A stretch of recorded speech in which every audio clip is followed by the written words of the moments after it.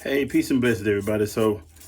I had to stop just for a minute or interrupt what I'm doing for a minute because I'm sitting here listening to this lecture. I bet it was just a talk. I ain't gonna call it a lecture. It was just a talk by the brother Soul Immortal. He one of the brothers I listen to on YouTube. When I need some some mental stimulation. You know what I'm saying?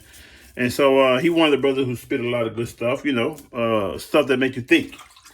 And anyway, he was talking about a video he had seen that that someone had sent him by a sister, and the sister was talking about feminine traits. And so, like what's feminine? Better yet, let me clarify. What's feminine for a female and what's not, right? And so,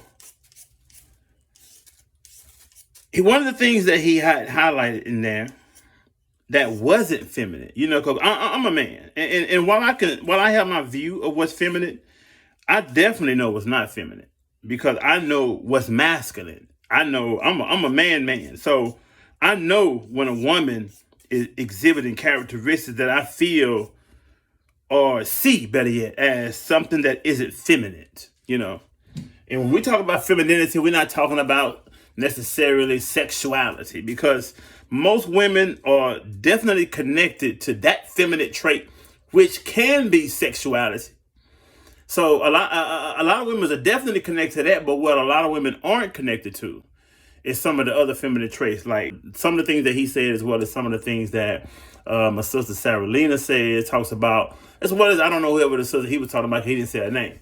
However, this one thing that he said that really stood out to me that I want to speak on and highlight and emphasize is he was talking about there was a time, like he was using his mother as an example. He was talking about there was a time like back in the past, right?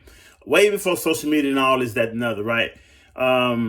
Where a woman took pride in just being a woman. A woman found beauty and took pride in just, I'm gonna say staying in her place, but not in a negative sense. I'm saying being a woman, because when a woman is trying or unconsciously trying to be a man or acting like a man or exhibiting masculine traits, then that's not necessarily her place. You understand what I'm saying? There are characteristics that one can say, "Are you acting like a girl?"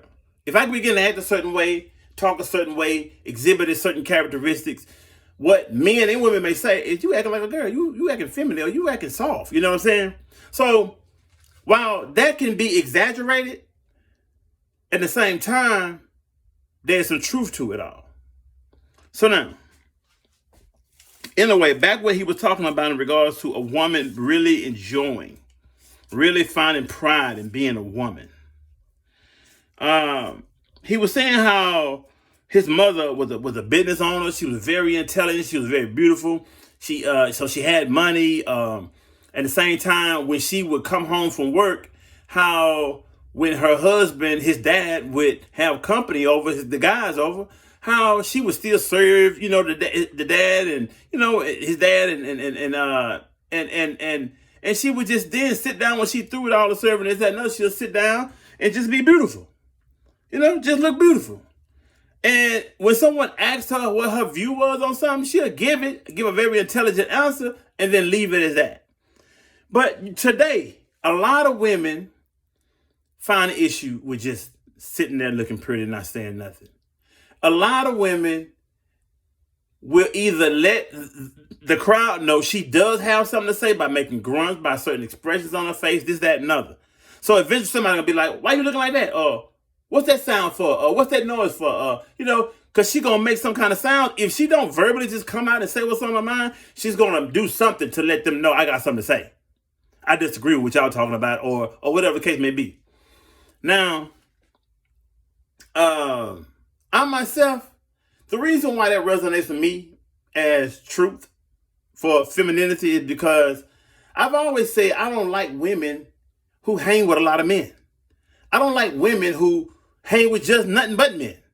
A woman who tells me I don't really have female friends, all I got is male friends because female this, that, and other, that's a problem too. Because if you get along with men more than you get along with women, and if men like to hang out with you more, and they just not, and they trying to have sex with you, there's something there. Because 9 times out of 10, a man hang with a beautiful woman, he's trying to have sex with her, or he's trying to pace it out. He's using her for some personal benefit. Because without getting too far on this note, everybody does something for a surface level benefit, for a material benefit. What I mean, like I'm saying, like it has to be some type of immediate gratification or benefit that you interact with somebody. The highest level of doing something for somebody, not for personal benefit, is that you're doing it because you're doing it to please God. Other than that, there's something you want in return. Proof and point is that typically when somebody has done something for you over a certain amount of time, and you don't do something that they ask you to do, what they say, all the stuff that I've done for you, and you can't do this or that. All the stuff that I've done this and that, and you say this and that. You feel what I'm saying? So a person don't just do it just because I just felt you deserve it or needed it. I do it they want to win your favor or something for some reason. It's something they want from you. Whether they want your love, whether they want your physical affection, whether they want just your popularity, whether they want your money, whether they want something. So anyway, to my point is that I don't just see, I don't find it attractive when a woman acts like a dude, sounds like a dude, talks like a dude, her mannerism like a dude. I done seen women laughing and do this here. What the fuck? I done seen a woman grab down her crotch. Well, I understand that the black man is a very influential man. If you just really pay close attention, people emulate, if I'm saying it correctly, the black man all over the world. I'm talking about, and I'm saying the black man of America specifically. So I'm saying Africans, Cubans, Chinese, everybody emulates the black man of America, including the black woman of America. Not all, but I'm saying a lot of black women, if they start, you can tell when a black woman is have this masculine mindset. I mean, and not always in the way I'm finna say, but definitely in the way I'm finna say when she exhibit things that was only at one time things that men do. Like in Houston, Texas, riding swingers was a thing that was just dudes type stuff. The dudes in the hoods done that. Men done that. Hood cats done that. Every now and then you'll see a female riding on swingers, but guess what? When you see that even every now and then, it's because she hung out with a lot of dudes. She related to men. She related to the mindsets of men more than she did women. And I'm saying that's in my view, that's a trauma that done cause that. And that's something to be looked at. That's something to be medicated, counseled. You know what I'm saying? So again, coming to a close, because I done already talked too long. I think that when a woman doesn't find power, just love and just being a woman, being feminine, and her role as a woman is a nurturer and a comforter. She's a helper to a man, because if the man was put here to be a provider and a protector of her, he was the one was created and made and designed in a way to go out and battle with the world. But in the same time, he don't have that necessarily that comfort and characteristic. But she does. So therefore, we have those divinely given to us for a specific divine reason. And so therefore, with that being said, it is only when an individual can take true pride in being a man. True pride and honor in being able to provide for his family.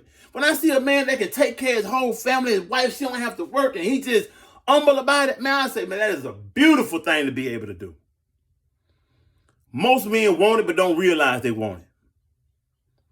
Only a man who don't want that has been warped in his psychology, in his perspective and perception of things.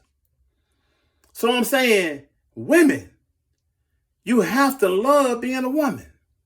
You have to love every feminine aspect of who you are. And whenever a man starts telling you, I'm going to tell you, one of the reasons why a man will punch a woman in the face is because when he done it, she exhibited masculine characteristics. She challenged him. She battled with him.